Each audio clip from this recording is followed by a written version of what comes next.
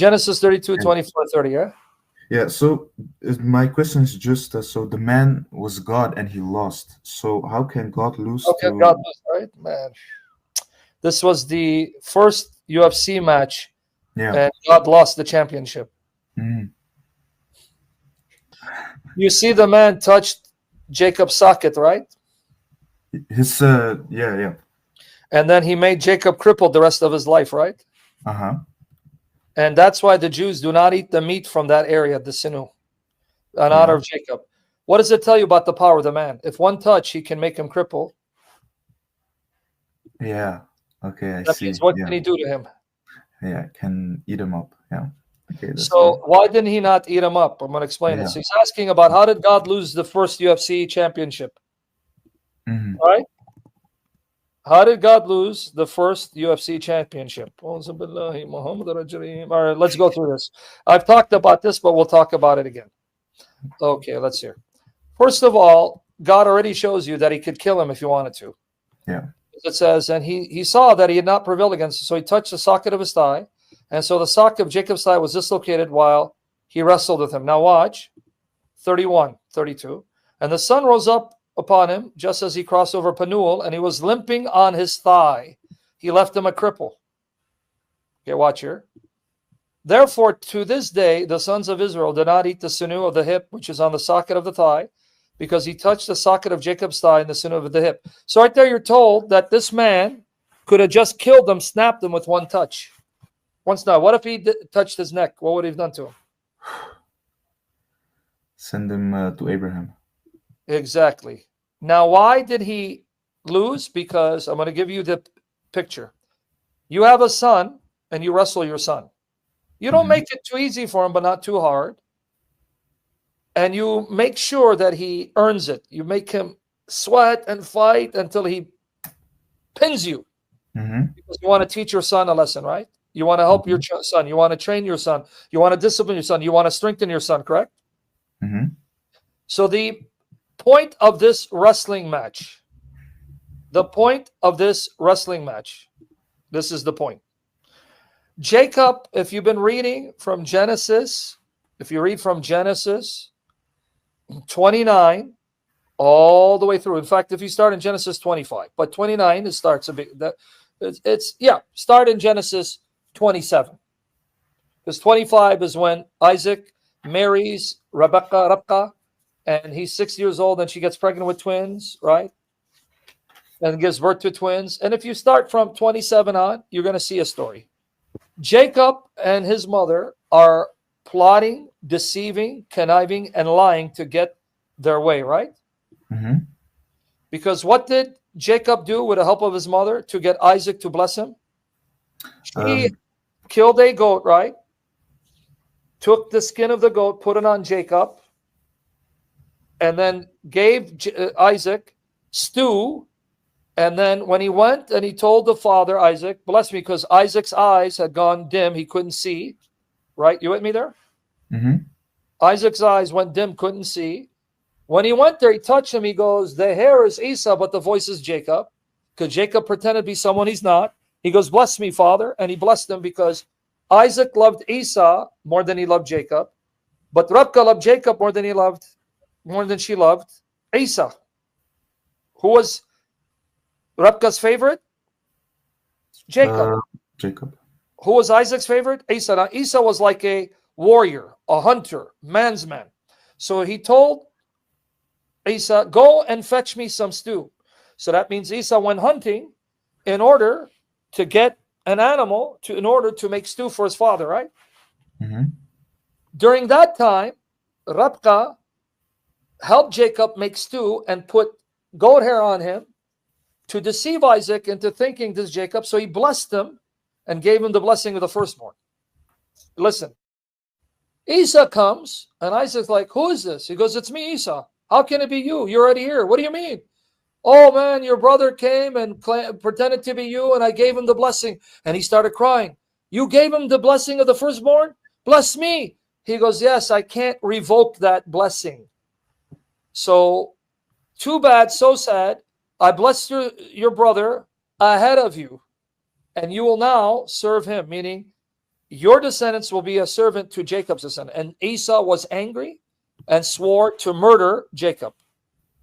You guys listening to the background? I got to give you the background. May the Spirit help me recall the facts perfectly, destroy all error and sin in me, and protect me to give you the truth, and we live it. Glory to the Father, and the Spirit. So everyone with me so far? Jacob is now afraid. He has to take off. He flees.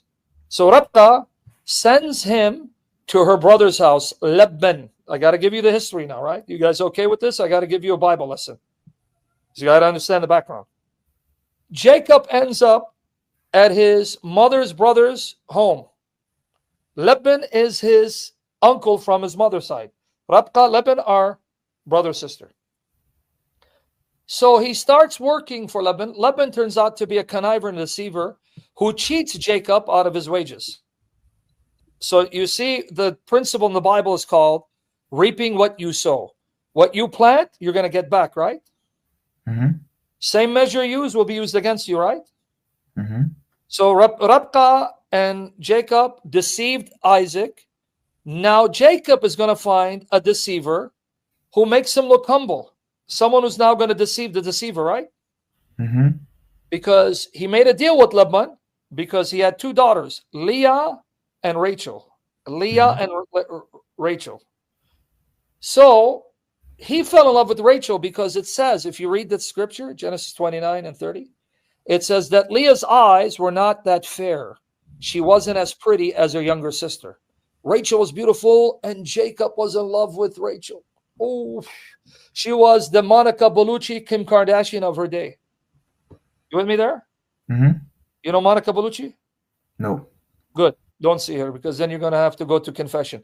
You know Kim Kardashian before she had plastic surgery? No.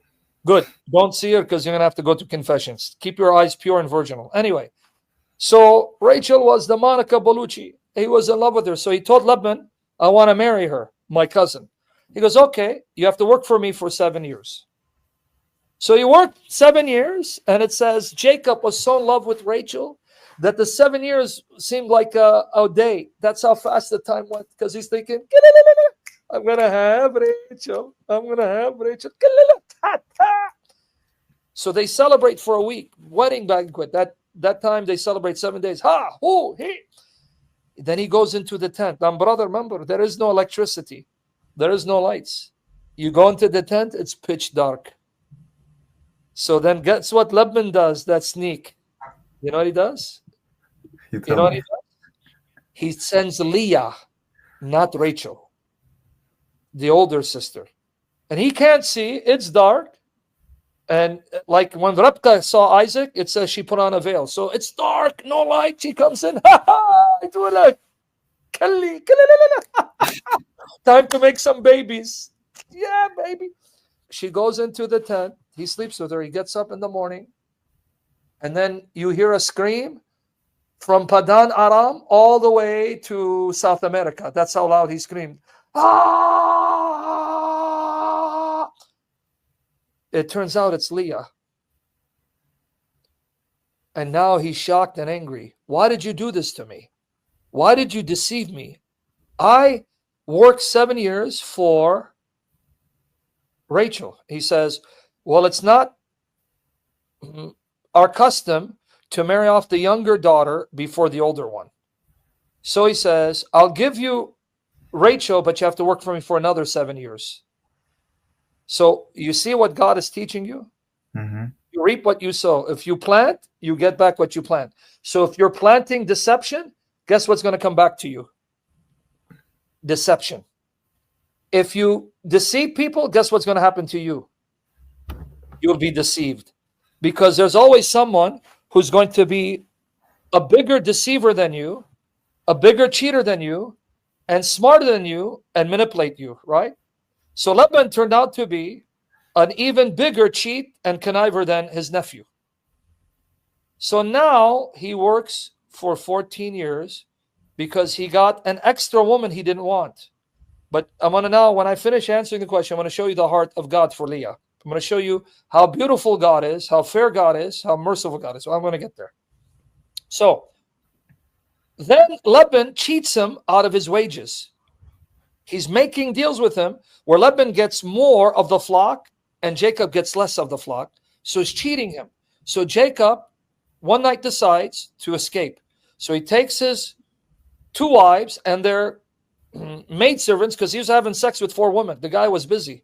They had no TV back then. So, all he had to do was just when he's finished working, jump in bed with whatever he wanted. 4 women, from these 4 women, he had 12 sons. So he takes off running. Laban chases after him. But God warns Laban not to mess with him, not to harm with him. So what is the story? The story of Jacob is he has been running from his problems. He doesn't face his problems. He tries to find ways to get out of his problems, out of difficult circumstances. And the ways that he uses is to lie, deceive, and connive. So now God is going to teach him a lesson. Now the context. Now you want to know what the context is? You ready? Mm-hmm. Here's the context. God now appears as a man and forces him to wrestle him and teaches him, you will not be blessed by running from your problems and using trickery to escape your trials. You know when you're going to be blessed? When you stand as a man, struggle with your problems, and keep struggling until you conquer them, then you will receive the blessing. That's what he's teaching him. You got it here? Yeah. So that's why he says, let me go, because he's teaching Jacob, you do not let go until you get the blessing. You understand what he's teaching him here? Mm-hmm. Let me go. And if Jacob had let him go, he would have not received the blessing. Because when did Jacob receive the blessing? Did he receive it when his father blessed? No. He received it here when God appeared and changed his name. Yeah. No.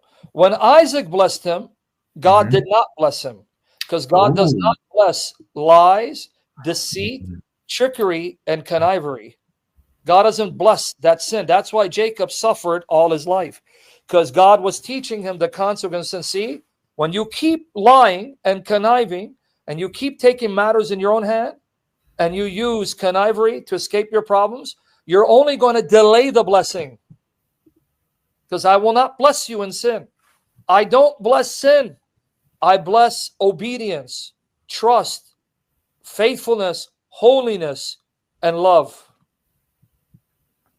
This does this also count for good things? It does, right? Say it again.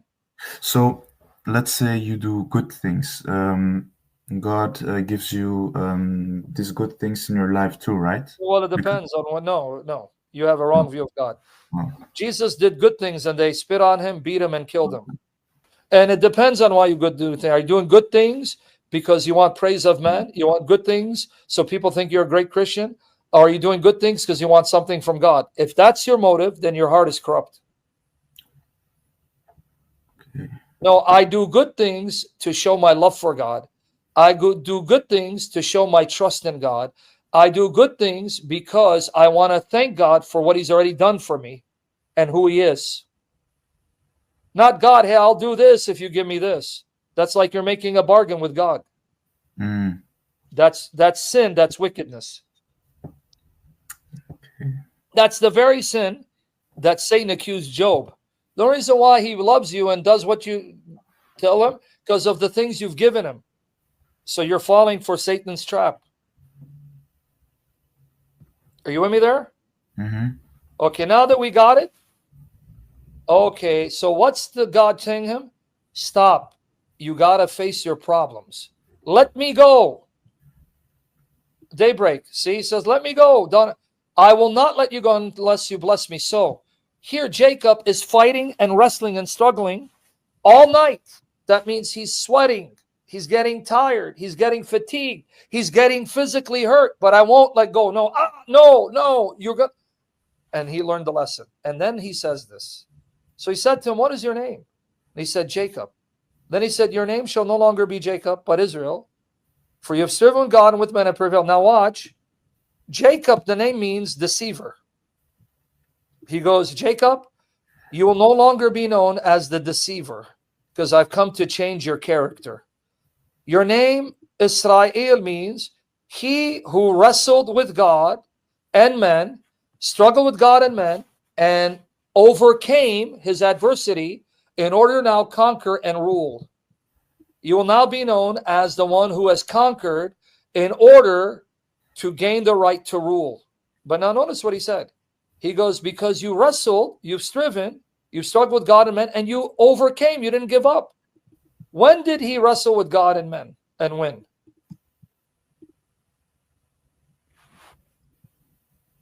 When did he wrestle with God and men and win? Oh, it's the question to me. No, it's for my friend Timmy. Timmy, when did he wrestle with God and men and win? Just at this particular day in the night. Right here. Because who appeared to him? A man who's God. So when he wrestled with the man, he wrestled with men, and he wrestled with that man, he was wrestling with God, and he won. Because this was the God man, right? Yeah.